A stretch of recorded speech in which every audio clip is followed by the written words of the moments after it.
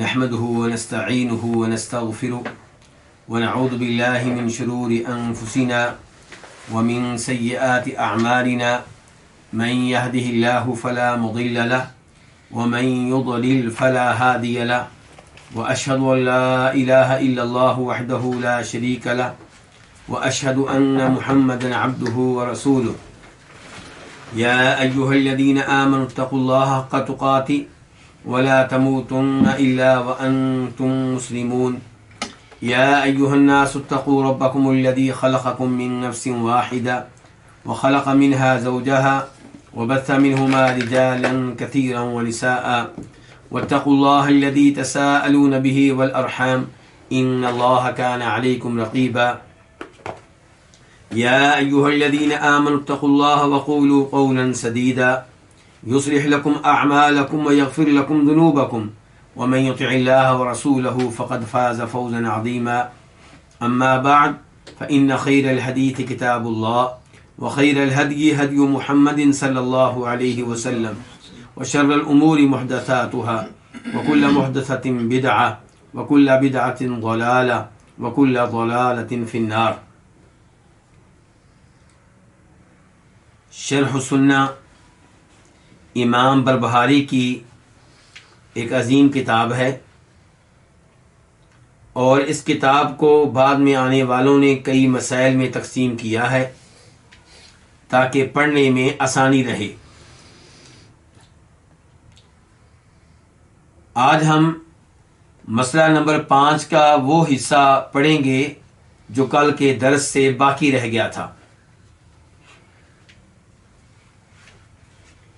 مسئلہ نمبر 5 میں کتاب کے مؤلف نے کہا تھا کہ یہ بات جان لو کہ دین صرف اس چیز کا نام ہے جو اللہ رب العزت کی طرف سے آیا ہے، اور یہ کہ دین کو انسانوں کی عقل کے مطابق نہیں بنایا گیا، انسانی خواہشات کے مطابق اس کو وضع نہیں کیا گیا، اور یہ کہ دین کا مکمل علم اللہ کے پاس ہے اور اللہ کے رسول صلی اللہ علیہ وسلم کے پاس ہے.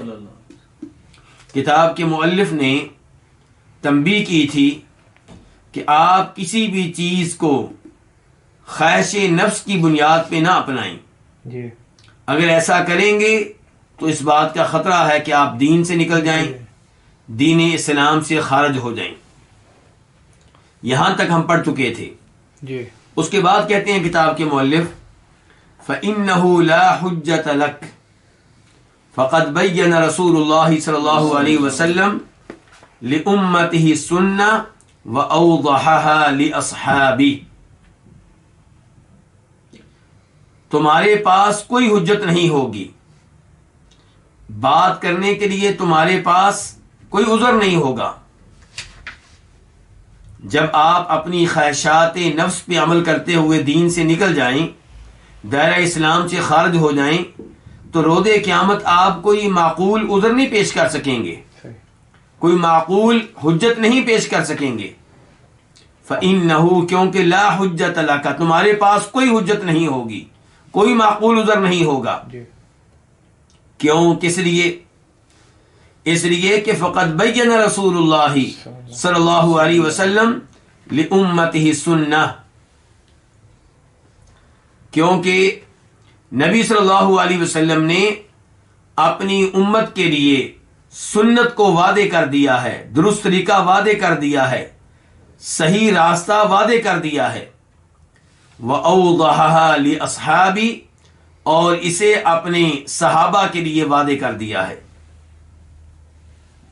گزشتہ درس میں بھی اس موضوع پہ گفتگو ہوئی تھی کہ نبی علیہ الصلوۃ والسلام جو دین دے کر گئے ہیں وہ کامل و مکمل ہے، اس میں کسی قسم کی کمی بیشی کی کوئی گنجائش نہیں ہے، اور یہ مکمل طور پہ واضح ہے.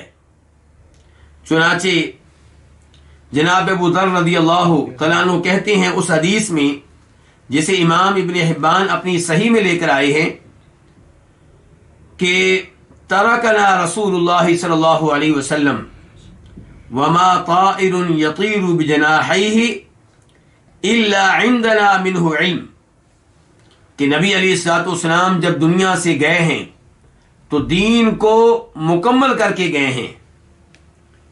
آپ اس حال میں گئے ہیں کہ آسمان کے نیچے فضا میں اڑنے والے پرندوں کے بارے میں بھی علم دے کر گئے ہیں. اس کا کیا مطلب ہے کہ نبی علیہ السلام پرندوں کے بارے میں بھی علم دے کر گئے ہیں؟ یعنی کہ ہر چیز بتا دیں. اس کا مطلب یہ نہیں ہے کہ آپ پرندوں کے بارے میں دنیاوی معلومات دے کر گئے ہیں جی کہ پرندوں کی کتنی اقسام ہوتی ہیں، کون سے پرندے کا گوشت لذیذ ہوتا ہے، جی کون سے پرندے کا گوشت آپ کے لیے اچھا نہیں ہے. نہیں، ایسی باتیں نہیں. یہ کہیں پہ آپ نے کسی مسئلے میں بیان کر دی ہیں تو وہ اللہ تعالیٰ آپ کو جزائے خیر دے، لیکن آپ اس کام کے لیے نہیں بھیجے گئے. مراد یہ ہے کہ ایک ایک چیز کے بارے میں شریعت کے احکام آپ نے وعدے کر دیے ہیں. پرندوں کے بارے میں بھی آپ نے شریعت کے احکام وعدے کر دیے ہیں، بتا دیے ہیں کون سا پرندہ حلال ہے، کون سا حرام ہے، یہ آپ نے بتا دیا.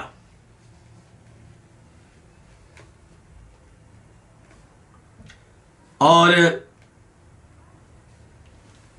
امام بخاری رحمہ اللہ اپنی صحیح میں ایک اثر ذکر کرتے ہیں جو یہاں پہ بہت زیادہ اہمیت رکھتا ہے، جس سے واضح ہوگا کہ نبی علیہ الصلوۃ والسلام نے ایک ایک چیز کس انداز سے بتائی ہے. ضروری نہیں کہ آپ ایک ایک چیز کا نام لیں. آپ کے اوپر اللہ رب العزت نے یہ فضل و کرم کیا تھا کہ آپ جامع ترین الفاظ استعمال کیا کرتے تھے. اعطیت جوامع الکلم.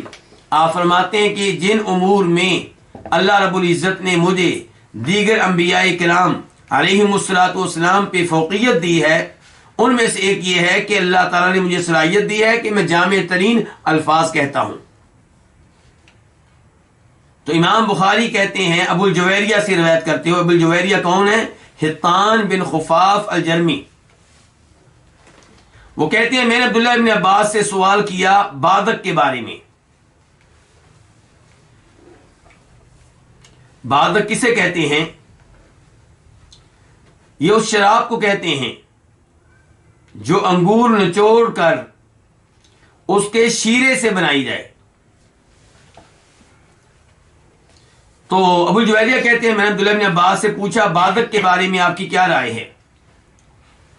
تو کیا کہا تھا عبداللہ بن عباس رضی اللہ تعالی عنہما نے؟ کہا سبق محمد صلی اللہ علیہ وسلم البادق، کہ نبی علیہ الصلوۃ والسلام کے زمانے میں بازق موجود، یہ مشروب موجود نہیں تھا. صحیح. اس مشروب کے وجود میں آنے سے پہلے آپ دنیا سے چلے گئے. صحیح. تو اب پھر کیا حکم ہوگا اس کا شریعت میں؟ کہا فما اسکر فہو حرام، کہ نبی علیہ الصلوۃ والسلام اصول دے کر گئے ہیں، ہاں جی. ضابطہ بتا کر گئے ہیں کہ جو چیز بھی نشہ آور ہو وہ کیا ہے؟ حرام ہے. چنانچہ بادق میں اگر نشہ ہے، اگر یہ نشہ آور ہے تو یہ حرام ہے، اگر اس میں نشہ نہیں ہے تو جائز ہے، یہ جائز ہے اور حلال ہے. جی. کل مسکین. بلکہ یہیں سے آپ سگریٹ کا حکم بھی معلوم کر سکتے ہیں. بالکل. اگر کوئی کہے کہ سگریٹ تو نبی علیہ الصلوۃ والسلام کے زمانے میں موجود نہیں تھی، جی. تو ہم کہیں گے سگریٹ موجود نہیں تھی، لیکن اللہ رب العزت نے جو دین نازل کیا وہ قیامت تک کے لیے ہے. اس لیے آپ نے اصول بتا دیے ہیں. جی. مثال کے طور پہ اصول یہ ہے کہ آپ نشہ آور چیز استعمال نہیں کر سکتے. ٹھیک. تو اس لحاظ سے بھی سگریٹ مشکوک ٹھہرتی ہے. جی. اصول یہ ہے کہ فضول خرچی کرنے کی اجازت نہیں ہے، نہیں ہے. اور سگریٹ جو ہے اس میں فضول خرچی کے علاوہ کچھ نہیں ہے. اصول یہ ہے شریعت کا کہ آپ نے جسم کو نقصان پہنچانے کی اجازت نہیں ہے، اور سگریٹ کے ذریعے آپ نے جسم کو نقصان پہنچتا ہے. اصول یہ ہے کہ آپ کسی مسلمان کو تنگ نہیں کر سکتے، تکلیف نہیں دے سکتے، اور سگریٹ پینے سے سگریٹ پینے والے کے ارد گرد کے احباب کو شدید تکلیف کا سامنا کرنا پڑتا ہے، خصوصاً اس کی اولاد کو، اس کی وائف کو، اس کے پڑوسیوں کو، اس کے ساتھ اٹھنے بیٹھنے والوں کو. تو ان اصولوں کی بنیاد پہ ہم کہیں گے سگریٹ کیا ہے؟ حرام ہے. تو اس لیے کتاب کے مؤلف کیا کہہ رہے ہیں کہ فقط بین رسول اللہ صلی اللہ علیہ وسلم لامتہ سنہ، کہ نبی علیہ الصلوۃ والسلام نے اپنی امت کے لیے درست طریقہ وعدے کر دیا، وَأَوْضَحَهَا لِأَصْحَابِهِ، اور یہ وعدے کیا کن کے لیے؟ اپنے صحابہ کے لیے، اور صحابہ کے ذریعے امت تک پہنچ گیا جی۔ اس کے بعد کتاب کے مؤلف کہتے ہیں وَهُمُ الْجَمَاعَةُ، اور یہ لوگ جماعت ہیں، یہ کون؟ صحابہ کرام رضوان اللہ علیہم اجمعین، یہ جماعت ہیں۔ اور اس بارے میں کل ایک حدیث بھی میں نے آپ کے سامنے ذکر کی تھی، جس میں نبی علیہ الصلوۃ والسلام نے صاف صاف صحابہ کرام کو جماعت قرار دیا ہے۔ ابن ماجہ کی حدیث ہے 3993، آپ فرماتے ہیں وَإِنَّ أُمَّتِي سَتَفْتَرِقُ عَلَىٰ 72 فرقہ، میری امت 72 فرقوں میں تقسیم ہو جائے گی، کلھا فی النار، سارے کے سارے جہنم میں جائیں گے، الا واحدہ، سوائے ایک کے، وہی الجماعہ، اور یہ ایک کون ہوگا؟ جماعت، یہ جماعت ہوں گے۔ اور دوسری حدیث میں آپ نے کیا فرمایا؟ جو میرے اور میرے صحابہ کرام کے طریقہ کار کے اوپر ہوں گے۔ اس سے پتا چلا کہ جماعت کے لفظ میں سب سے پہلے کون داخل ہوتے ہیں؟ صحابہ کرام۔ جی۔ جماعت سے مراد وہ لوگ جو حق کے اوپر ایک ہوں، جو حق کے اوپر ایک ہوں۔ تو آپ کہہ رہے ہیں وہم الجماعت، تو یہ ہے جماعت۔ تو جب کوئی کہے کہ ہم اہل السنہ والجماعہ سے ہیں، اس کا مطلب یہ ہے کہ ہم نبی علیہ الصلوۃ والسلام کے بتائے ہوئے درست طریقے پہ ہیں اور صحابہ کرام کے منہج پہ ہیں۔ وہم السواد الاعظم الحق واہلہ، اور یہی سواد اعظم ہے۔ صحیح۔ سواد اعظم کا لفظی معنی کیا ہے، اور اس کے بعد طے کریں گے کہ اس سے مراد کیا ہے۔ اعظم کا معنی کیا؟ سب سے بڑی، اور سواد جماعت، السواد الاعظم سب سے بڑی جماعت، سب سے بڑا گروہ، سب سے بڑی پارٹی۔ تو سواد اعظم کون ہے؟ صحابہ کرام۔ سواد اعظم کون ہے؟ صحابہ کرام کے طریقہ کار پہ چلنے والے۔ سواد اعظم کا یہاں تذکرہ کیا کیوں؟ سوال یہ پیدا ہوتا ہے۔ آپ نے دیکھا ہوگا کہ بہت سے بدتی لوگ وہ کہتے ہیں ہم حق پہ ہیں، کیوں؟ کیونکہ ہم سواد اعظم ہیں، ہماری کثرت ہے۔ تم لوگ تھوڑے سے ہو، اور نبی علیہ الصلوۃ والسلام نے بتایا تھا کہ حق کے اوپر کون ہوں گے؟ جو سواد اعظم ہوں گے، جن کی کثرت ہوگی۔ اس بارے میں ایک حدیث آتی ہے، امام ابن ماجہ رحمہ اللہ اسے اپنی سنن میں لے کر آئے ہیں 3950 3950، کہ ان امتی لا تجتمع علی ضلالہ، میری امت ممکن نہیں ہے کہ گمراہی پہ ایک ہو جائے۔ صحیح۔ سارے کے سارے علماء کرام، ساری کی ساری امت محمدیہ وہ کسی بات پہ اتفاق کر لے اور وہ بات غلط ہو، یہ ممکن نہیں ہے۔ فَإِذَا رَأَيْتُمْ اخْتِلَافًا، جب تم میری امت میں کیا دیکھو؟ اختلاف دیکھو، تو کیا کرنا ہے؟ یہ ذرا روایت پہ غور کیجئے گا، کیا کرنا ہے؟ فرمایا فَعَلَيْكُمْ بِالسَّوَادِ الْأَعْظَمِ، تم نے سواد اعظم کو مضبوطی سے تھام لینا ہے، ان کے ساتھ چمٹ جانا ہے، ان کے ساتھ لگے رہنا ہے، ان کے ساتھ منسلک رہنا ہے۔ جب آپ کی امت میں اختلافات پیدا ہو جائیں تو پھر کس پارٹی کا ساتھ دینا ہے، کس گروہ کا ساتھ دینا ہے؟ جو سواد اعظم ہوں گے۔ اب سواد اعظم کا لفظی معنی کیا ہوتا ہے؟ کثرت، سب سے بڑی جماعت۔ تو اس لحاظ سے اگر آج دیکھا جائے تو سواد اعظم وہ ہے جو امت محمد صلی اللہ علیہ وسلم سے سب سے بڑھ کر بدعات کے اوپر لگے ہوئے ہیں۔ اور یہ حدیث بہت بڑی دلیل ہے ایسے لوگوں کی، لیکن گزارش یہ ہے کہ یہ حدیث بالکل ضعیف ہے، نبی علیہ الصلوۃ والسلام سے ثابت نہیں ہے۔ اور اگر ہم فرض کر لیں کہ یہ روایت کیا ہے؟ صحیح ہے، تو اسی حدیث کے راوی معاذ بن رفاع السلامی وہ سواد اعظم کی وضاحت کرتے ہوئے کہتے ہیں الحق و اہلہ، سواد اعظم سے مراد کون لوگ ہیں؟ حق اور حق کو اپنانے والے، حق پہ چلنے والے، یہ سواد اعظم ہیں. یعنی کہ حق پہ چلنے والے سواد اعظم ہیں، چاہے وہ 2 ہوں، چاہے وہ 3 ہوں، چاہے وہ 100 ہوں، چاہے تعداد میں تھوڑے ہوں. تعداد اکثریت کا کوئی اعتبار نہیں ہے، اعتبار اس بات کا ہے کہ آپ حق پہ ہیں یا نہیں. جہاں تک اکثریت کا تعلق ہے تو اللہ رب العزت قرآن حکیم میں ارشاد فرماتے ہیں سورہ نام آیت نمبر 116 میں 116 میں وَإِن تُطِعْ أَكْثَرَ مَن فِي الْأَرْضِ يُضِلُّوكَ عَن سَبِيلِ اللَّهِ، اگر آپ ان کی بات مانیں گے جن کی زمین پہ اکثریت ہے تو وہ آپ کو سیدھے راستے سے ہٹا دیں گے، آپ کو گمراہ کر دیں گے. اور کبھی اللہ تعالیٰ فرماتے ہیں سورہ سبا آیت نمبر 13 وَقَلِيلٌ مِّنْ عِبَادِيَ الشَّكُورِ، میرے بندوں میں سے جو میرا شکر ادا کرنے والے ہیں وہ کون ہوتے ہیں؟ وہ کتنے ہوتے ہیں؟ تھوڑے. بہت کم ہوتے ہیں. اور آپ دیکھ لیں بدر کی لڑائی میں حق والے کتنے تھے؟ تھوڑے تھے، جی اور جو باطل پہ تھے وہ زیادہ تھے. 3 گنا. جی اور ابراہیم علیہ السلام کے بارے میں اللہ تعالیٰ کہتے ہیں ان ابراہیم کان امتن قانتا للہ حنیفا. ایک طرف یہ ہے کہ ابراہیم علیہ السلام اکیلے ہیں، ان کے والد صاحب بھی ان کے ساتھ نہیں ہیں، لیکن اللہ تعالیٰ انہیں امت قرار دے رہے ہیں. تو اس لیے حق کے اوپر چاہے کوئی 1 ہو یا 2 ہو یا 3 ہو، وہ کیا ہے؟ سواد اعظم ہے.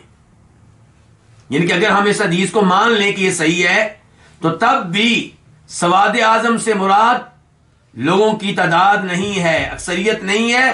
معیار اس معاملے میں کون ہے؟ حق. وہ لوگ جو حق کے اوپر ہیں وہ معیار ہیں.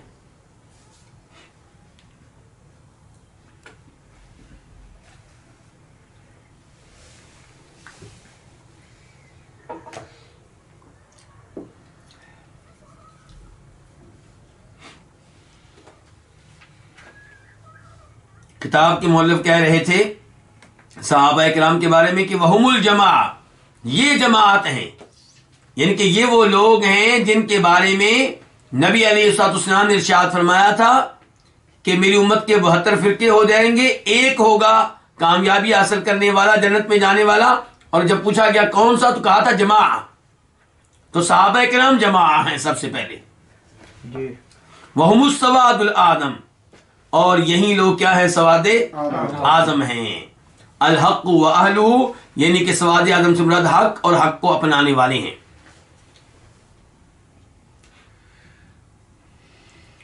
فمن خالف اصحاب رسول اللہ صلی اللہ علیہ وسلم فی شیء من امر الدین فقد کفر، جو رسول اللہ صلی اللہ علیہ وسلم کے صحابہ کرام کی دین کے امور میں سے کسی بھی امر میں، دین کے معاملات میں سے کسی بھی معاملے میں مخالفت کرے گا فقط کافرا، تو وہ کفر اختیار کرے گا. صحیح.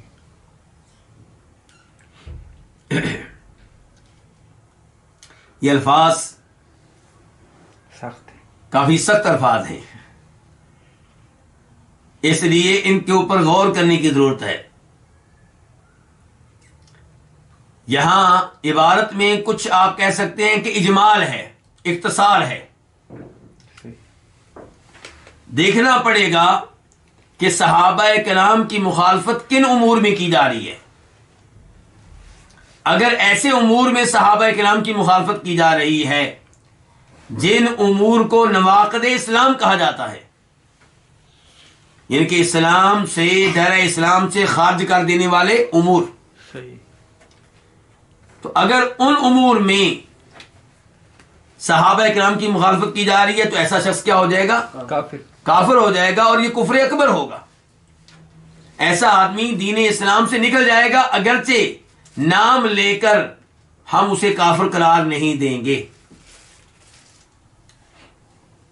کیونکہ کسی کو نام لے کر کافر قرار دینے کی کئی شرائط ہیں، جی کئی اس کے اصول ہیں، بالکل. کئی اس کے ضابطے ہیں.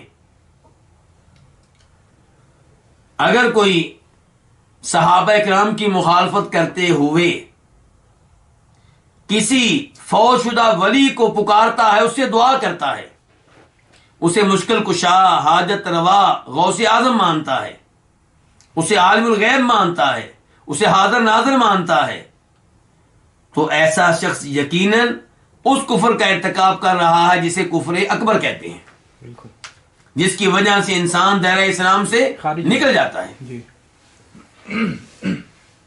لیکن اگر کوئی صحابہ کرام کی مخالفت کرتا ہے ایسے امور میں جنہیں کفر اصغر کہا جاتا ہے، تو اس کے بارے میں ہم کہیں گے کہ اس نے ایسے کفر کا ارتکاب کیا ہے جو کفر اصغر ہے، جس کی وجہ سے انسان دین اسلام سے نکلتا نہیں ہے۔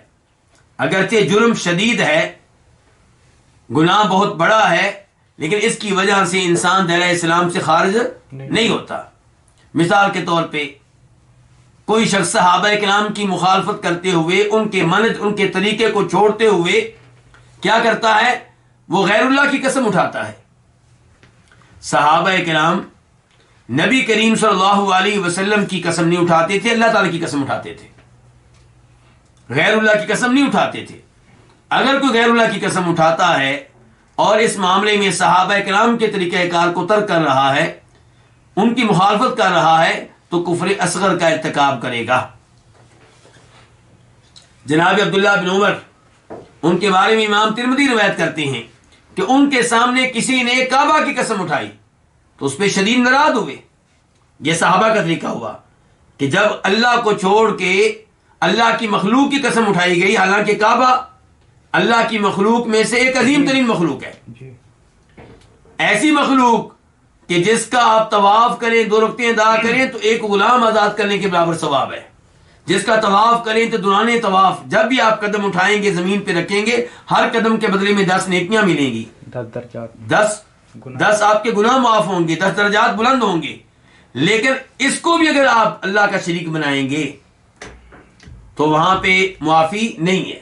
تو کعبہ کی قسم اٹھائی گئی تو عبداللہ بن عمر اس آدمی کے اوپر شدید ناراض ہو گئے اور کہا کہ رب کعبہ کی قسم اٹھاؤ، کیونکہ نبی علیہ السلام نے فرمایا تھا جو غیر اللہ کی قسم اٹھائے گا وہ کفر کا ارتکاب کرے گا۔ جی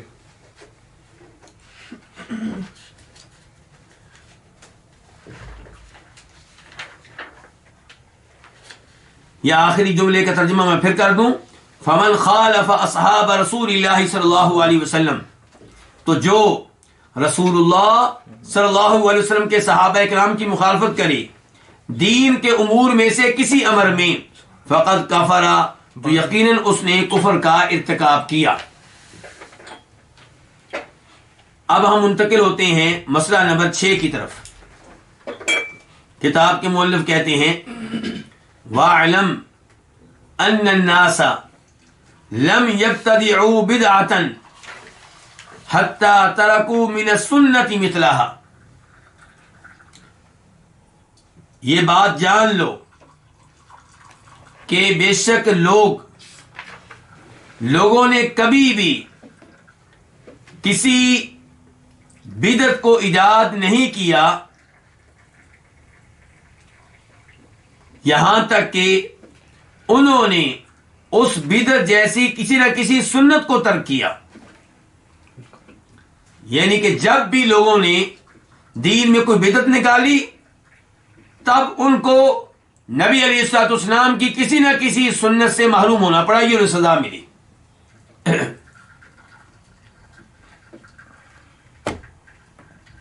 اللہ تعالیٰ فرماتے ہیں قرآن حکیم میں فَلَمَّا زَاغُوا أَزَاغَ اللَّهُ قُلُوبَهُمْ، جب وہ ٹیڑھے ہوئے تو اللہ نے ان کے دلوں کو کیا کر دیا؟ ٹیڑھا کر دیا۔ جب آپ گناہ کرتے ہیں تو اللہ تعالیٰ پھر نیکی کی توفیق چھین لیتے ہیں، اس کی سزا کبھی اس انداز سے بھی ملتی ہے۔ ہماری توجہ اس بات پہ رہتی ہے کہ اگر میرا ایکسیڈنٹ ہوا ہے، میری دکان کو آگ لگی ہے، میرا مکان گر گیا ہے، تو اس کے پیچھے میرا کون سا گناہ ہے؟ لیکن جب ہم سے گناہ ہوتے ہیں تب ہم نہیں سوچتے کہ بھائی یہ گناہ مجھ سے کیوں ہو رہے ہیں، میری نمازیں کیوں چھوٹ رہی ہیں، فجر کی نماز میں اٹھنا میرے لیے کیوں مشکل ہو گیا ہے، میرے کس گناہ کی یہ سزا ہے۔ تو اس انداز سے بھی سوچنا چاہیے۔ یہ جو پہلا جملہ ہے یہ کتاب کے مؤلف نے کہاں سے لیا ہے؟ آپ دیکھ رہے ہوں گے کہ بہت سے جملے کتاب کے مؤلف احادیث سے لیتے ہیں اور بہت سے جملے وہ صحابہ کرام تابعین وغیرہ کے اقوال سے لیتے ہیں. تو یہ جو جملہ ہے یہ اصل میں حسان بن عطیہ ان کا ہے اور یہ تابعی ہیں. وہ کہتے ہیں کہ مبتدع قوم بدعة فی دینہم الا نزع اللہ من سنتہم مثلها، کہ جب بھی کسی قوم نے اپنے دین میں کوئی بدعت ایجاد کی، کوئی بدعت داخل کی، اللہ رب العزت نے اس بدعت جیسی کوئی نہ کوئی سنت ان سے اٹھا لی. تو یہ حسان بن عطیہ کا قول ہے رحمہ اللہ. اسے امام دارمی اپنی سنن میں لے کر آئے ہیں اور اس کا نمبر ہے دارمی شریف میں 99 اور شیخ البانی رحمہ اللہ نے اس اثر کو صحیح قرار دیا ہے اپنی کتاب التوسل میں.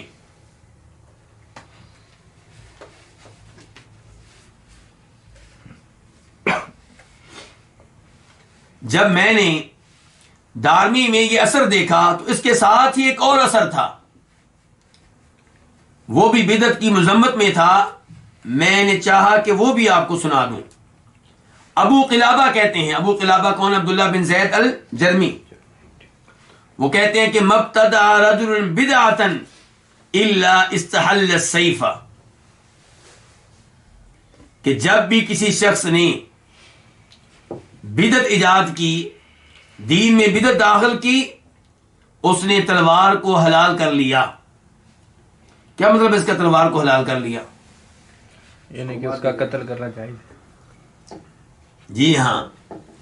تو یہ تابعی کہہ رہے ہیں کہ اگر کوئی دین میں بدعت داخل کرے گا تو وقت کے حکمران کے لیے اسے قتل کرنا جائز ہو جائے گا.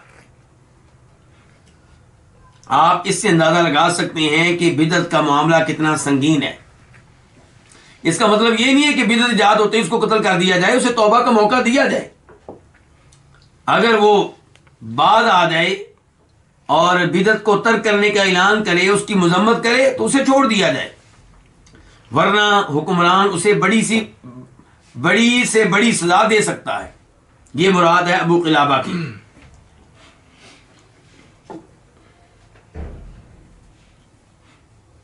تو کتاب کے مؤلف کہہ رہے ہیں کہ وَعْلَمْ، یہ بات جان لو، یعنی کہ اس بات پہ یقین رکھو، اس بات کو ذہن نشین کر لو، اس بات کو اپنے ذہن میں نقش کر لو کہ ان الناس لم يبتدئوا بدعة قط حتى تركوا من السنة مثلها، کہ لوگوں نے جب بھی کسی بدعت کو ایجاد کیا، ایسا کبھی نہیں ہوا کہ لوگوں نے کسی بدعت کو ایجاد کیا ہو مگر کیا ہوا کہ انہوں نے اس جیسی کوئی نہ کوئی سنت کیا کی ہے، ترک کی ہے. فاحذر المحدثات من الامور، آپ لوگوں کے یہاں کیا لکھا ہوا ہے؟ المحرمات، لیکن کئی نسخوں میں لفظ آیا المحدثات اور یہی لفظ یہاں پہ مناسب بنتا ہے. کیا ہے؟ فاحذر المحدثات من الامور. کیا معنی اس کا؟ فاحذر المحدثات من الامور، کہ نئے امور سے بچو، نئے امور سے دور رہو، نئے امور سے بچ کر رہو. اس سے کیا مراد ہے جی؟ اس کا مطلب یہ ہے کہ اب یہ موبائل جس کے ذریعے میری آواز آپ تک پہنچ رہی ہے یہ بھی نئی چیز ہے، صحابہ کرام کے زمانے میں تو نہیں تھی. تو اس سے دور رہیں. یہ اوپر پنکھا لگا ہوا ہے، اے سی، یہ بھی نئی چیز ہے، اس سے بھی دور رہیں. اے سی نئی چیز ہے، اس سے بھی دور رہیں. حج کے لیے جہاز وغیرہ پہ جاتے ہیں تو اس سے بھی دور رہیں. دین میں نہیں، یہاں مراد ہے کہ دین میں نئے امور سے بچو.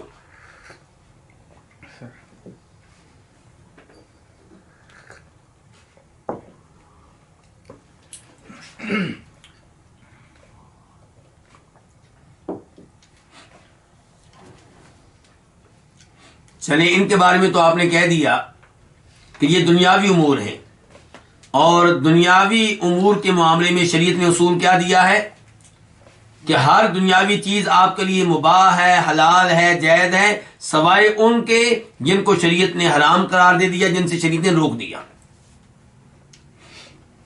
تو اس لیے پنکھے کا استعمال بھی کیا ہوا جائز، موبائل کا استعمال بھی ہوا جائز، جب تک کہ آپ اس کو جائز استعمال کریں، غلط کاموں کے لیے استعمال نہ کریں۔ لیکن آپ یہ بتائیں کہ جو قرآن کریم کے اوپر زبریں اور زیریں لگائی گئی ہیں، جی حرکات لگائی گئی ہیں، اور قرآن کریم کے حروف پہ جو نقطے لگائے گئے ہیں، جی اب یہ چیزیں نبی علیہ الصلوۃ والسلام کے زمانے میں نہیں تھیں، اور اس کے بارے میں آپ یہ بھی نہیں کہہ سکتے کہ یہ دنیاوی امور ہیں۔ تو یہاں پہ آپ کیا کریں گے؟ پھر بیتی لوگ ایسی ہی باتیں کرتے ہیں، جی وہ کہتے ہیں اچھا ہمارے امور کو غلط قرار دیتے ہو تو یہ بتاؤ پھر۔ کوئی آسانی کے لیے تو گزارش یہ ہے کہ قرآن کریم کے الفاظ اور حروف پہ نقطے لگانا یا حرکات لگانا یہ بذات خود دین نہیں ہے، یہ دین کو محفوظ کرنے کا ذریعہ ہے، دین کو محفوظ کرنے کا ذریعہ ہے۔ ہمیں حکم دیا گیا کہ ہم قرآن سیکھیں، ہمیں حکم دیا گیا کہ ہم دین کا علم لیں، تو دین کا علم لینے کے لیے، قرآن کا علم لینے کے لیے جو بھی سہولتیں ہیں، جب تک کہ شریعت کے خلاف نہ ان سے فائدہ اٹھایا جائے گا۔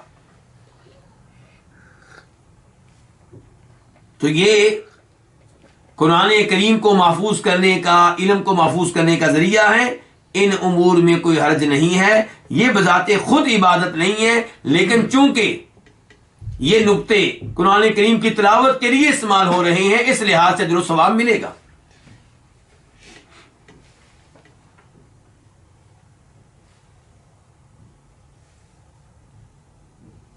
تو کتاب کے مؤلف کہہ رہے ہیں فَاحْذَرِ الْمُحْدَثَاتِ مِنَ الْأُمُورِ، نئے نئے امور سے بچو۔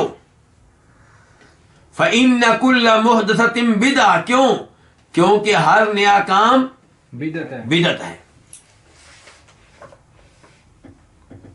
وَكُلَّ بِدْعَةٍ ضَلَالَةٌ، اور ہر بدعت گمراہی ہے۔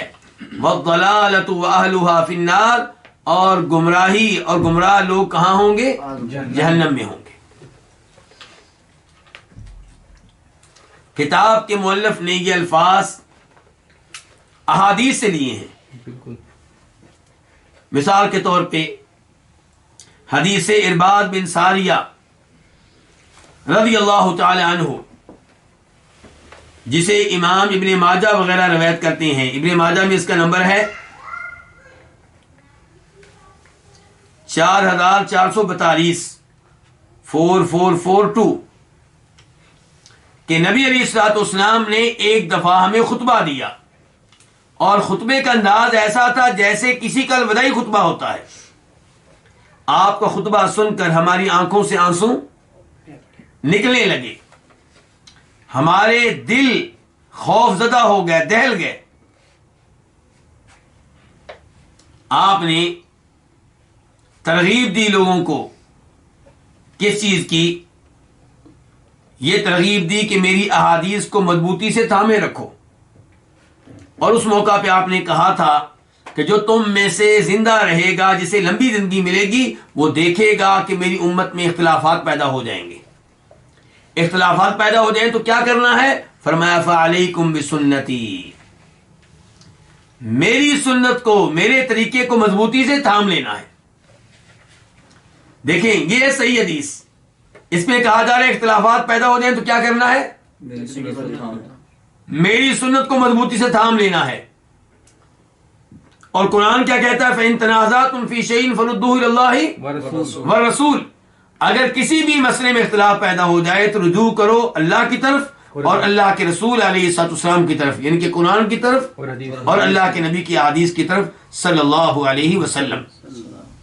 تو قرآن و حدیث سے تو ہمیں یہ پتہ چلتا ہے کہ اختلافات پیدا ہوں تو حل کہاں سے ملے گا؟ قرآن و حدیث سے. لیکن وہ ضعیف روایت کیا کہہ رہی تھی کہ جب اختلاف دیکھو میری امت میں تو سواد اعظم کو پکڑ لو جی، اور پھر اس کا معنی کیا کیا جا رہا ہے؟ سواد اعظم سے مراد یہ ہے کہ وہ لوگ جن کی اکثریت ہو جی، کثرت سے. اور اکثریت یقیناً گمراہ کن کی ہوتی ہے؟ عام طور پہ گمراہ لوگوں کی ہوتی ہے. بالکل. کتاب کے مؤلف نے یہ جو حدیث نقل کی ہے تو اس میں کیا الفاظ ہیں؟ فعلیکم بسنتی. ان کتاب کے مؤلف نے یہ الفاظ جس حدیث سے لیے ہیں اس میں کیا کہہ رہے ہیں اللہ کے رسول علیہ الصلوۃ والسلام؟ فعلیکم بسنتی، میری سنت کو، میرے طریقے کو مضبوطی سے تھام لو. وسنت الخلفاء الراشدین المہدیین، اور میرے ان خلفاء کی سنت کو مضبوطی سے تھام لو جو ہدایت یافتہ ہیں اور جو درست طریقے کے اوپر ہیں. یہاں پہ سوال پیدا ہوگا، کیا دین نبی علیہ الصلوۃ والسلام کے زمانے میں مکمل نہیں ہو گیا تھا؟ مکمل ہو گیا. تو پھر یہ خلفائے راشدین کی سنت سے کیا مراد ہے؟ حکومتی امور. تو خلفائے راشدین کی سنت سے مراد ان کے وہ طریقے ہیں، ان کے وہ اقوال ہیں، ان کے وہ آثار ہیں جنہیں انہوں نے حکومت چلانے کے لیے اختیار کیا. اس لیے آپ نے کیا کہا؟ خلفاء کی سنت. یہ نہیں کہا عشرہ مبشرہ کی سنت، یہ نہیں کہا بدری صحابہ کرام کی سنت. آپ کیا کہہ رہے ہیں؟ خلفائے راشدین کی سنت. تو ایسے حکمران جنہیں اللہ نے ہدایت دی ہوگی، جو راہ راست پہ ہوں گے، ان کے طریقوں کو اپنا لینا. تمسکوا بها وعضوا علیہا بالنواجد یا عضوا علیہا بالنواجد، اس کو مضبوطی سے تھامے رکھنا. وإیاکم محدثات الامور، اور دین میں نئے نئے امور سے بچنا. فإن كل محدثة بدعہ، کیونکہ ہر نیا کام بدعت ہے. وكل بدعة ضلالہ، اور ہر بدعت گمراہی ہے. تو اس حدیث کو امام ابن ماجہ روایت کرتے ہیں اور شیخ البانی رحمہ اللہ نے اس کو صحیح قرار دیا ہے. دوسرے نمبر پہ حدیث عائشہ رضی اللہ تعالی عنہا، من احدث فی امرنا ھذا ما لیس منہ فہو رد، جو ہمارے اس دین میں کوئی نیا کام نکالے تو وہ نیا کام کیا ہے؟ مردود ہے، ریجیکٹ ہے، ناقابل قبول ہے. تیسرے نمبر پہ وہ حدیث جسے امام مسلم روایت کرتے ہیں، من عمل عملا لیس علیہ امرنا فہو رد، جو بھی ایسا کوئی کام کرے جس کے بارے میں ہماری طرف سے رہنمائی موجود نہیں ہے تو اس کا یہ کام مردود ہے، ریجیکٹ ہے، ناقابل قبول ہے. مراد یہاں پہ وہ امور ہیں جن کا تعلق کس سے ہے؟ دین سے.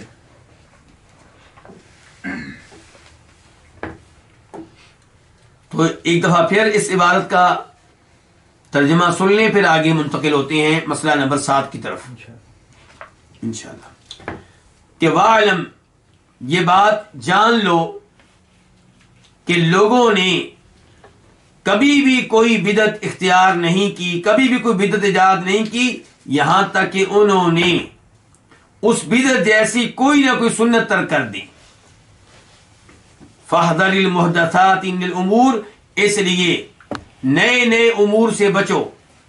فإن كل محدثة بدعہ، کیونکہ ہر نیا کام بدعت ہے اور ہر بدعت گمراہی ہے، اور گمراہی کو اپنانے والے کہاں ہوں گے؟ جہنم میں ہوں گے.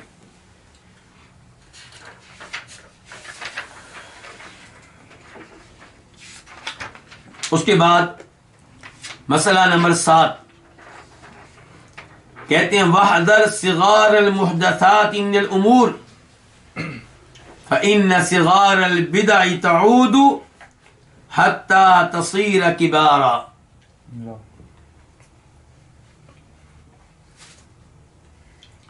وَكَذَلِكَ كُلُّ بِدْعَةٍ أُحْدِثَتْ فِي هَذِهِ الْأُمَّةِ، کان اولها صغیرا یشبہ الحق. کہتے ہیں کہ چھوٹے چھوٹے نئے امور سے بچو، کیونکہ چھوٹی چھوٹی بدعتیں تعود و تصیر، چھوٹی چھوٹی بدعتیں جو ہیں یہ کیا بن جاتی ہیں؟ بڑی بن جاتی ہیں. چھوٹی چھوٹی بدعتیں اپنانے سے انسان بڑی بدعت تک پہنچ جاتا ہے. مؤلف کا یہ پہلا جملہ قابل غور ہے. ان کی یہ تنبیہ، ان کی یہ وارننگ، اس پہ غور و فکر کرنا چاہیے اور اسے سینے سے لگانا چاہیے. کہہ رہے ہیں کہ چھوٹی چھوٹی بدعات سے بچیں، کیونکہ چھوٹی چھوٹی بدعات آپ کو بڑی بدعات تک پہنچا دیں گی. مثال کے طور پہ نماز پڑھنے سے پہلے زبان کے ساتھ نیت کرنا. کیا کہتے ہیں؟ میں نماز پڑھتا ہوں کتنی؟ 4 رکعتیں اس امام کے پیچھے، وغیرہ وغیرہ. اب ممکن ہے کہ آپ اس کو اہمیت نہ دیں اور اس کو معمولی سی چیز سمجھیں. آپ کہیں پھر کیا ہوا، بس یہیں کہا جا رہا ہے نا کہ اس امام کے پیچھے نماز پڑھ رہا ہوں، زور کی نماز ہے، 4 رکعتیں، تو اس میں کیا عرض ہے؟ لیکن یہ چیز آپ کو کسی بڑی بدعت تک پہنچا دے گی، کیونکہ اس کا مطلب یہ ہے کہ آپ دین میں اضافے کو جرم نہیں سمجھتے. ایسے ہی کئی لوگ روزے کی نیت کرتے ہیں زبان کے ذریعے. کیا کہتے ہیں؟ وَبِصَوْمِ غَدٍ نَوَيْتُ مِنْ شَهْرِ رمضان، میں نے ماہ رمضان کے کل کے روزے کی نیت کی. تو یہ بھی بدعت ہے، کیونکہ نبی علیہ الصلوۃ والسلام سے یہ چیز ثابت نہیں ہے. الفاظ بھی درست. ایسے ہی کئی لوگ طواف کی نیت کر رہے ہوتے ہیں، تو یہ چیز بھی نبی علیہ الصلوۃ والسلام سے ثابت نہیں ہے. تو کتاب کے مؤلف کا یہ کہنا ہے کہ آپ اس معاملے میں سستی نہ کریں. اگر آپ سستی کریں گے تو آپ کسی بڑی بدعت کا شکار بن جائیں گے اور اس بدعت کے علاوہ دیگر کئی بدعات کو اپنا لیں گے، کیونکہ بدعت آگ کے انگارے کی طرح ہے. آگ کا انگارہ چھوٹا سا ہوتا ہے، لیکن جب اس سے آگ پیدا ہوتی ہے تو وہ آگ پورے گھر کو جلا دیتی، اپنی لپیٹ میں لے لیتی ہے، جلا دیتی ہے. اسی لیے نبی علیہ الصلوۃ والسلام نے کیا کہا تھا؟ وَإِيَّاكُمْ وَمُحْدَثَاتِ الْأُمُورِ، کہ نئے نئے امور سے بچ کر رہو، دور رہو. یہاں پہ میں 2 اثر آپ کے سامنے رکھنا چاہوں گا، 2 درست واقعات آپ کے سامنے رکھنا چاہوں گا، جن سے آپ کو پتہ چلے گا کہ صحابہ کرام کس طرح بدعات کے معاملے میں یا دین میں نئے امور کے معاملے میں خبردار ہو جایا کرتے تھے.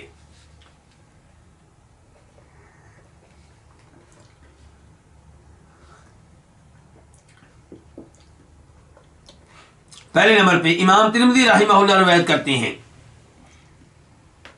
جناب عبداللہ بن عمر رضی اللہ عنہما سے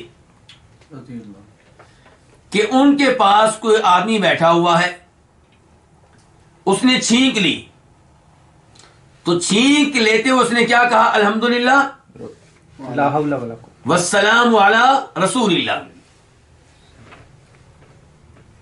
نبی علیہ الصلوۃ والسلام نے یہ تعلیمات دی ہیں کہ جب کوئی چھینک لے تو اس موقع پہ اللہ کی حمد و ثنا بیان کرے، کہے الحمدللہ کہ میں اللہ کی حمد و ثنا بیان کرتا ہوں.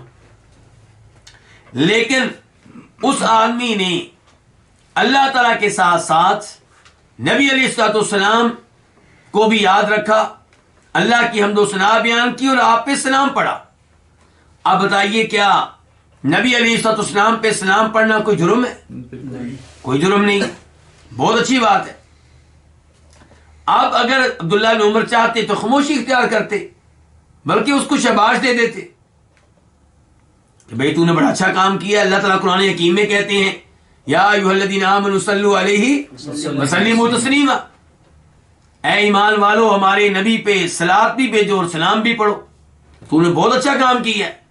بلکہ آج کل کے لوگوں کی عقل کے مطابق اگر اس کی طرف دیکھا جائے تو عبداللہ بن عمر اس سے کہتے بھئی تو نے وہ کام کیا جو ہمارے ذہن میں کبھی نہیں آیا، ہمیں تمہارے ساتھ بیٹھنے سے بہت بڑا فائدہ مل گیا. لیکن عبداللہ بن عمر نے اس کو خبردار کیا، خاموشی اختیار نہیں کی. جانتے تھے کہ بدعات کو اپنانے کا انجام کیا ہوتا ہے. تو اس سے یہ بھی پتا چلا کہ بدعت آپ کے سامنے ہو رہی ہے تو خاموشی اختیار نہ کریں، اخلاق کے ساتھ، پیار کے ساتھ، محبت کے ساتھ دوسرے کو خبردار کر دیں. عبداللہ بن عمر نے کہا اس آدمی سے رضی اللہ تعالیٰ عنہما کہ چھینک لینے کے موقع پہ اللہ کی حمد و ثنا بیان کرنے کے ساتھ ساتھ نبی علیہ الصلوۃ والسلام پہ سلام پڑھنا یہ کام ہم بھی کر سکتے ہیں، لیکن نبی علیہ الصلوۃ والسلام نے ہمیں اس کی تعلیم نہیں دی. آپ نے کیا تعلیم دی ہے؟ الحمدللہ کہنے کی. جی. دوسرے نمبر پہ امام دارمی روایت کرتے ہیں اپنی سنن میں، اور دوسرے نمبر پہ امام بہقی روایت کرتے ہیں اپنی سنن میں.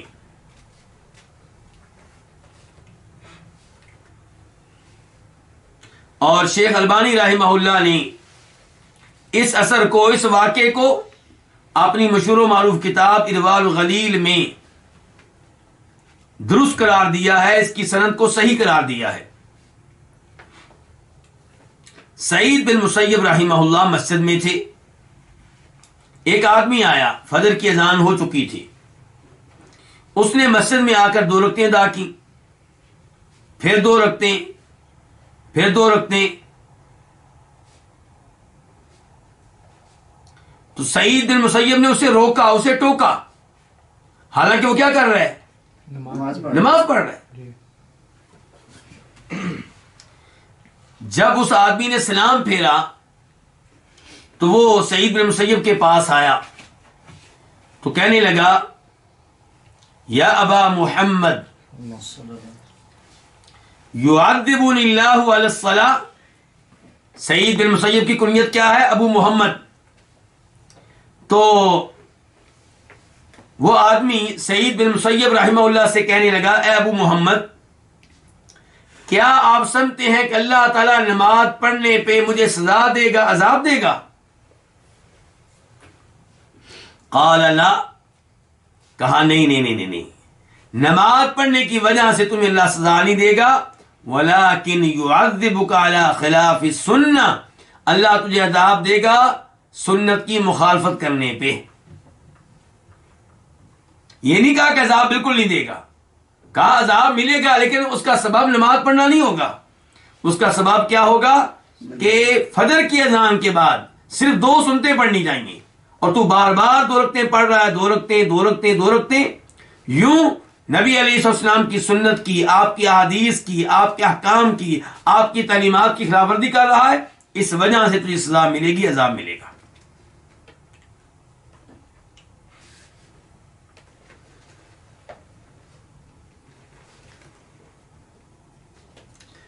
تو کتاب کے مؤلف کہتے ہیں وَاحْذَرْ صِغَارَ الْمُحْدَثَاتِ مِنَ الْأُمُورِ،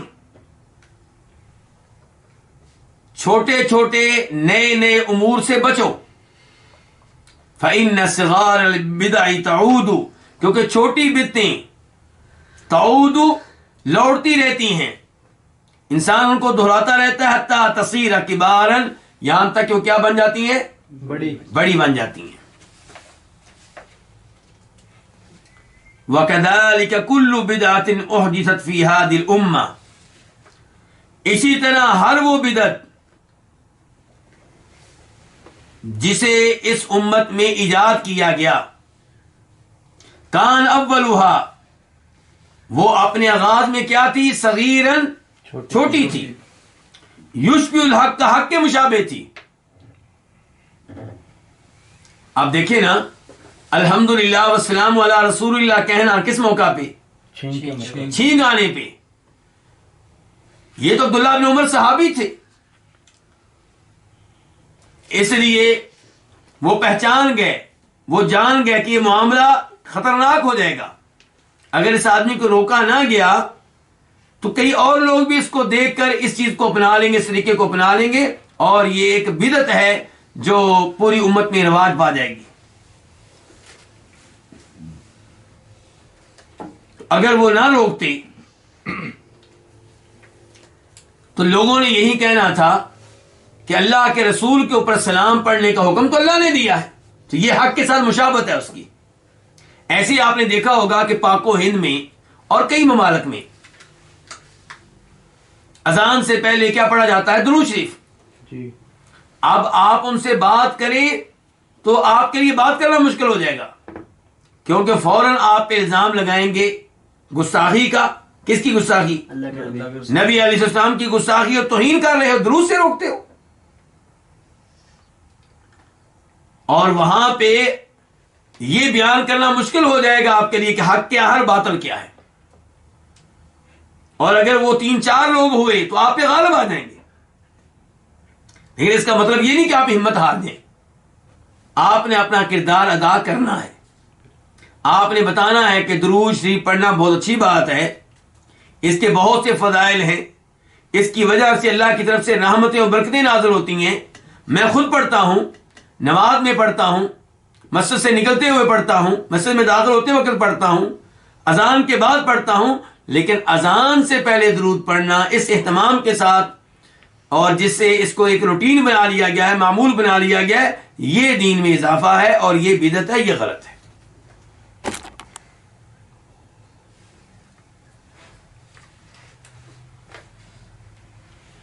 کہتے ہیں وَكَذَلِكَ كُلُّ بِدْعَةٍ، اسی طرح ہر بدعت احدثت فی هذه الامہ، جسے اس امت میں نکالا گیا، کان اولها، اس کا آغاز، وہ اپنے آغاز میں کیا تھی؟ صغیراً، چھوٹی تھی، یشبہ الحق، کا حق کے مشابہ تھی، فاغتر بذلك من دخل فیها، تو اس سے دھوکہ لگا اس کو جو اس میں داخل ہوا۔ کس میں داخل ہوا؟ بدعت میں۔ آج جو لوگ بدعات کو اپنائے ہوئے ہیں وہ دھوکے میں مبتلا ہیں، وہ سمجھتے ہیں کہ ہم نیکی کر رہے ہیں، وہ سمجھتے ہیں کہ ہم ہدایت کے اوپر ہیں، وہ سمجھتے ہیں کہ ہم درست بات پہ ہیں۔ مثال کے طور پہ عید میلاد النبی منانے والے صلی اللہ علیہ وسلم، وہ سمجھتے ہیں کہ ہم حق پہ ہیں، اور جو نہیں مناتے یہ دین کے دشمن ہیں۔ اردو والوں نے تو شعر بھی لکھا ہوتا ہے، کیا؟ سبھی خوشیاں منا رہے ہیں سوائے ابلیس کے۔ اللہ اکبر، اللہ۔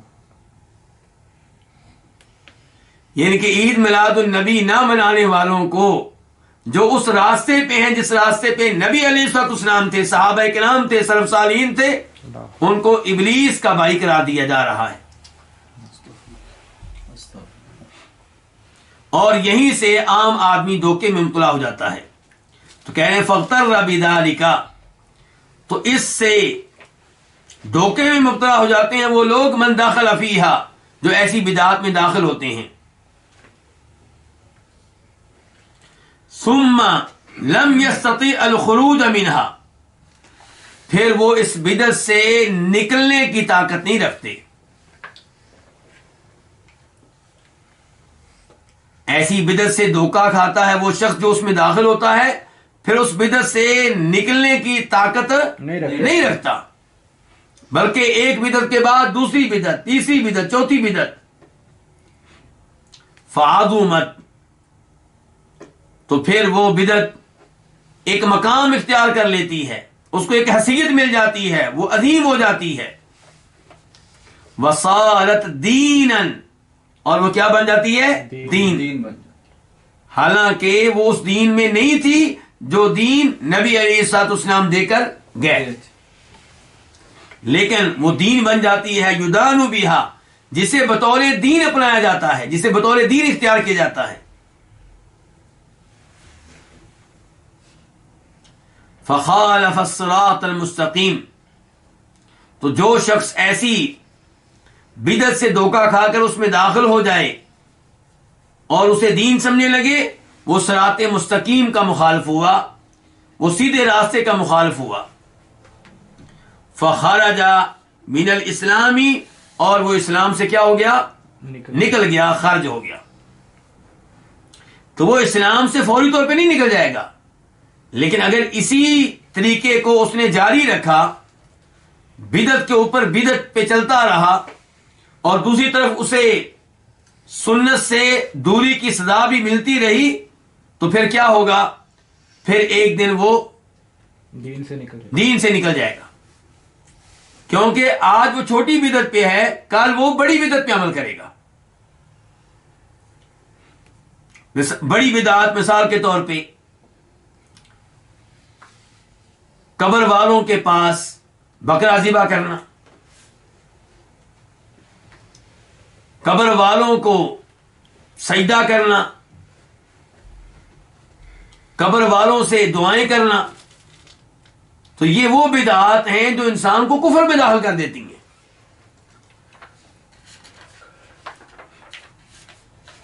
اس کے بعد مسئلہ نمبر 8،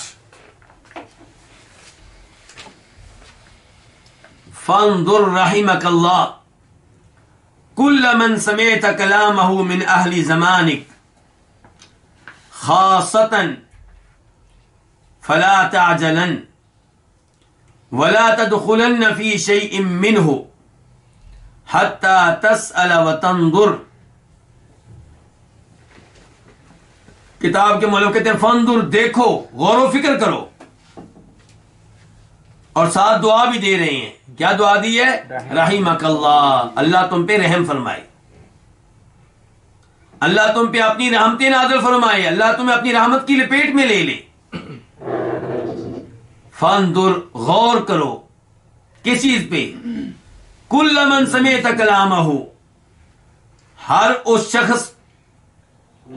شخص پہ غور کرو جس کا کلام آپ سنتے ہیں اپنے ہم اثر لوگوں میں سے، اپنے اہل زمانہ لوگوں میں سے. آپ کے زمانے کے جو لوگ ہیں خصوصی طور پہ ان کے کلام پہ آپ کیا کریں؟ غور و فکر کریں.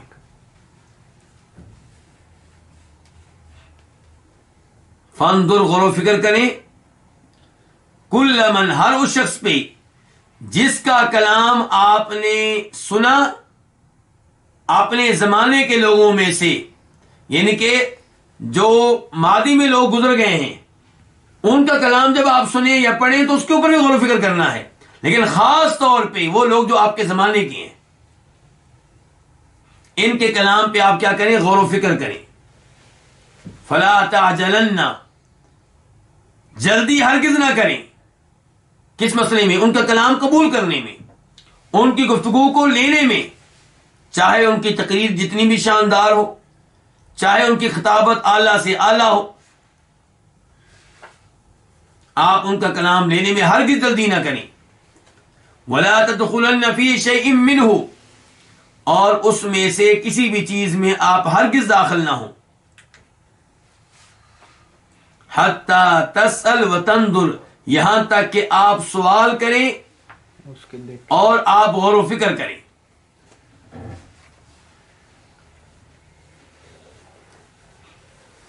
اتنی بار جو آپ نے سنی ہے اس کے اوپر میرے وہ بھائی غور کریں جنہوں نے یہ عادت اپنا رکھی ہے کہ جو بھی میسج انہیں بھیجا جائے، جو بھی پوسٹ بھیجی جائے، جو بھی کلپ بھیجا جائے، وہ فوراً سب کو بھیج دیتے ہیں.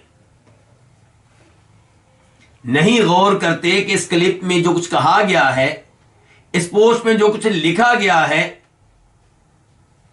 وہ سنت ہے، وہ قرآن کے مطابق ہے، وہ توحید کے مطابق ہے، یا وہ قرآن و حدیث کے خلاف ہے. اس پہ غور نہیں کرتے.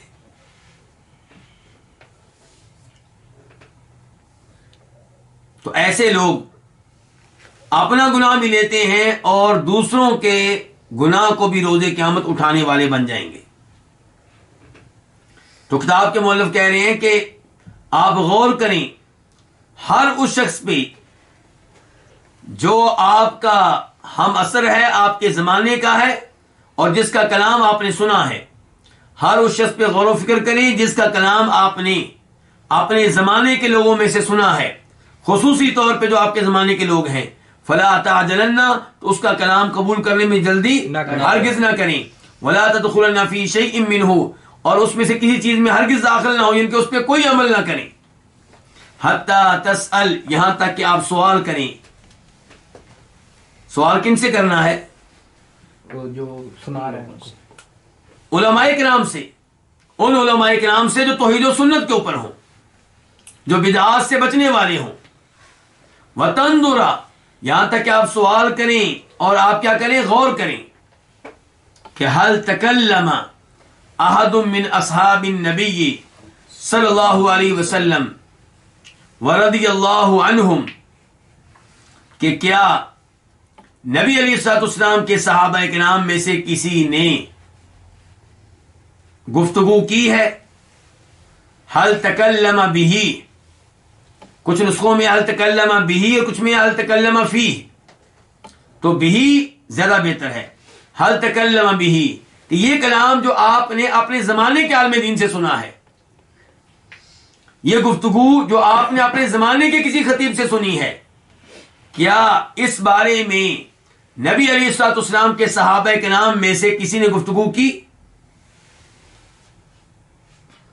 صلی اللہ علیہ وسلم، اللہ تعالی نبی علیہ السلام پہ صلاۃ و سلام بھیجے. ورضی اللہ عنہم، اور اللہ ان سے راضی ہو جائے. کن سے؟ صحابہ کرام. صحابہ کرام سے. او احد من العلماء، یا علماء کرام میں سے کسی نے، صحابہ کرام میں سے کسی نے اور علماء کرام یہ گفتگو کی، یا علماء کرام میں سے کسی نے گفتگو کی. علماء کرام میں سے مراد کون ہے؟ علماء حق، جن کے بارے میں مشہور و معروف ہو کہ وہ حق پہ چلنے والے تھے، شرک و بدعات سے دور رہنے والے تھے، تعویل وغیرہ سے بچنے والے تھے.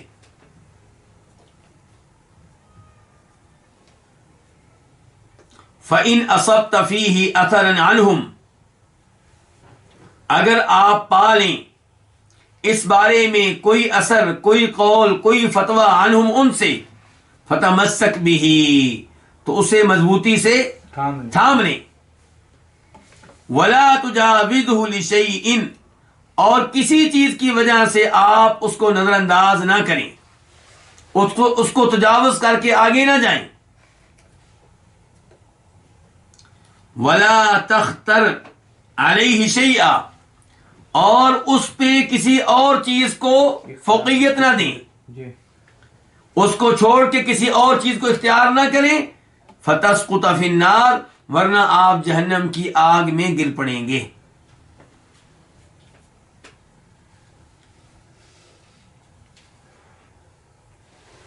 تو بڑی اہم نصیحت ہے امام بربہاری کی طرف سے کہ جب بھی آپ کوئی نیا کلام سنیں، نئی گفتگو سنیں جو آپ نے کبھی قرآن میں نہ پڑھی ہو، جو آپ نے کبھی نبی علیہ السلام کی صحیح احادیث میں نہ پڑھی ہو، تو اس کو لینے سے پہلے، اس پہ عمل کرنے سے پہلے آپ پوچھیں، سوال کریں، غور کریں کہ کیا ایسی گفتگو کسی صحابی نے کبھی کی؟ کیا ایسی گفتگو علماء حق میں سے کبھی کسی نے کی؟ اگر آپ کو اس بارے میں کوئی اثر مل جائے، صحابہ کرام کی طرف سے، سلف صالحین کی طرف سے کوئی تائید مل جائے، کوئی فتویٰ مل جائے، کوئی قول مل جائے، تو آپ اسے مضبوطی سے تھام لیں، اور پھر اس کے اوپر کسی اور چیز کو ترجیح نہ دیں. ورنہ آپ اس کی مخالفت کریں گے تو صحابہ کرام کی مخالفت کا نتیجہ پھر کیا نکلے گا؟ جیسا کہ پہلے بیان کر چکے ہیں کہ ہو سکتا ہے کہ آپ کو جہنم کی آگ میں پھینک دیا جائے، خصوصاً جب کہ صحابہ کرام کی مخالفت کسی بڑے معاملے میں ہو. تو یہاں پہ امام بربہاری نے صحابہ کرام اور علماء حق، ان کے سلف صالحین کے اقوال اور ان کے فتاوی کی اہمیت کو واضح کیا ہے.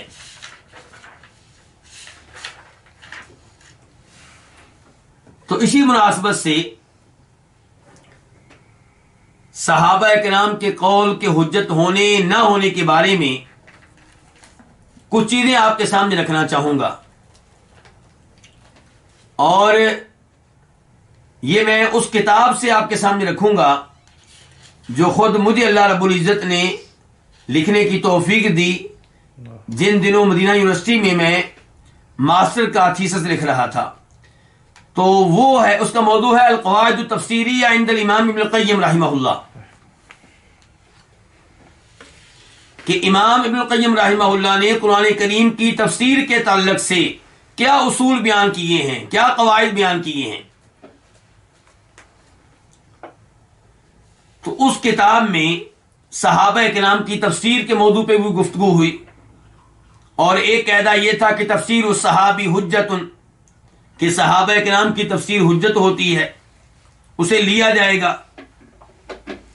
تو اس پہ گفتگو کرتے ہوئے اس کتاب میں کہا گیا ہے کہ صحابہ کرام کی تفسیر حجت ہے، اگرچہ بذات خود حجت نہیں ہے، لیکن ان قرائن کی وجہ سے جو ساتھ مل جاتے ہیں صحابہ کرام کی تفسیر حجت ہو جاتی ہے.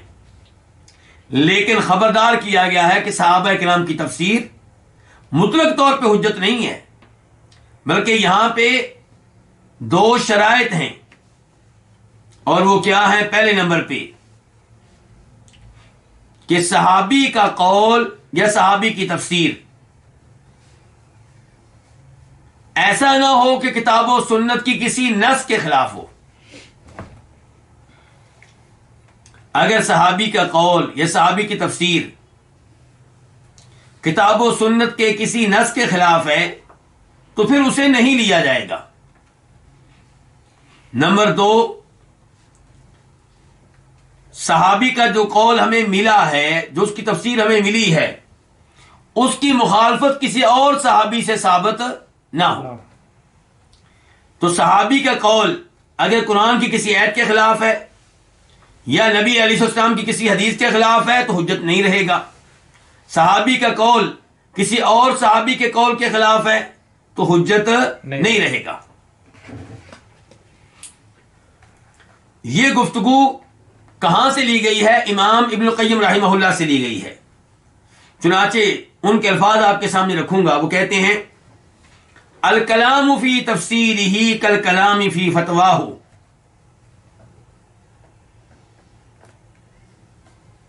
کہ صحابی کی تفسیر کا وہی حکم ہے جو صحابی کے فتوے کا حکم ہے.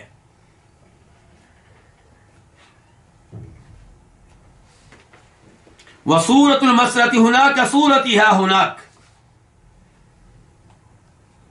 اور اس کی صورت وہی بنے گی صحابی کی تفسیر کی جو صحابی کے قول کی ہے اور فتوے کی ہے.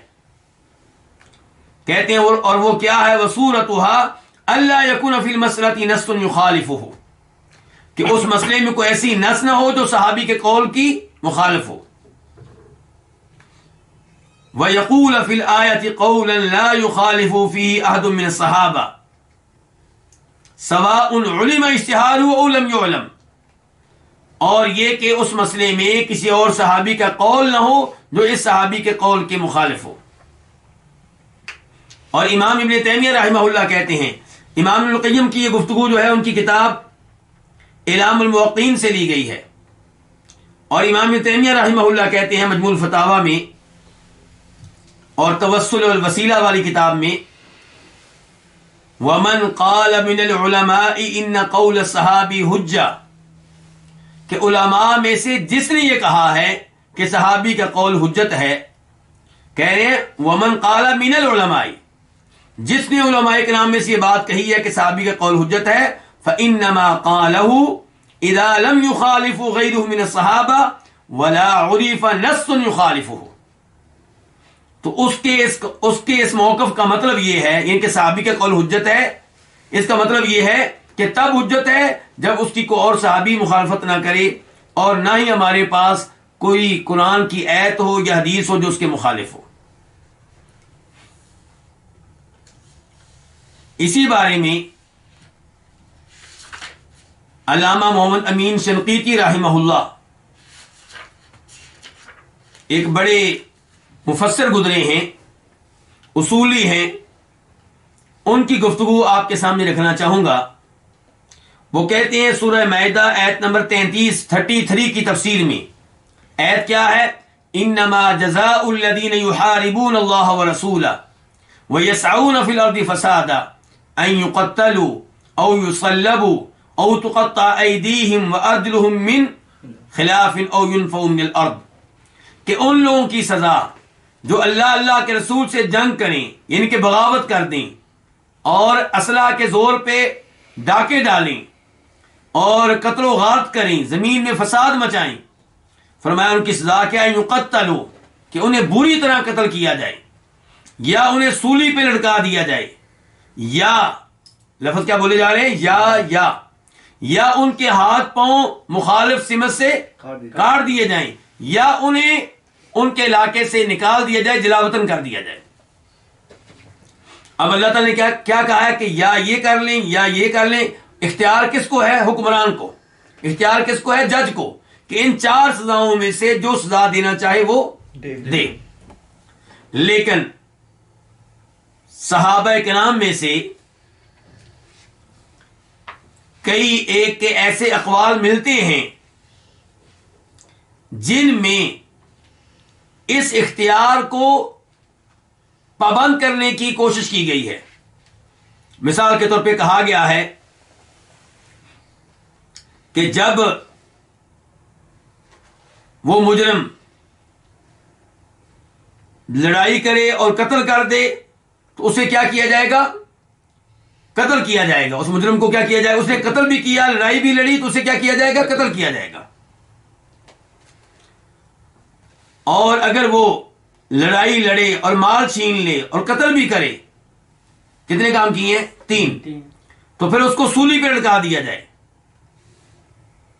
اور اگر وہ لڑائی لڑے اور مال چھینے لیکن قتل نہ کرے، یعنی کہ ڈاکہ ڈالا ہے، تو پھر اس کے ہاتھ پاؤں مخالف سمت سے کاٹ دیے جائیں۔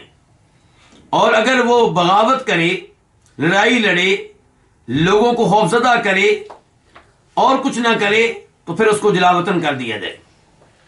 یہاں پہ علامہ امین شنقیطی کہتے ہیں ان الزیادۃ علی ظاہر القرآن بقیود تحتاج الی نص من کتاب او سنہ وتفسیر الصحابی لہذا بذلک لیس له حکم الرفع لامکان یکون عن اجتہاد منہ۔ کہتے ہیں کہ قرآن کریم نے اختیار دیا ہے حکمران کو کہ ان 4 سزاؤں میں سے کوئی بھی سزا دے سکتا ہے، تو اس اختیار کو برقرار رکھا جائے گا اور قرآن و حدیث کی کسی دلیل کے بغیر اس اختیار کو تنگ نہیں کیا جائے گا، یہ اختیار حکمران سے واپس نہیں لیا جائے گا۔ تو یہاں سے بھی کچھ نہ کچھ ہمیں سمجھنے میں مدد ملتی ہے۔ دوسری جانب اللہ تعالیٰ فرماتے ہیں قرآن حکیم میں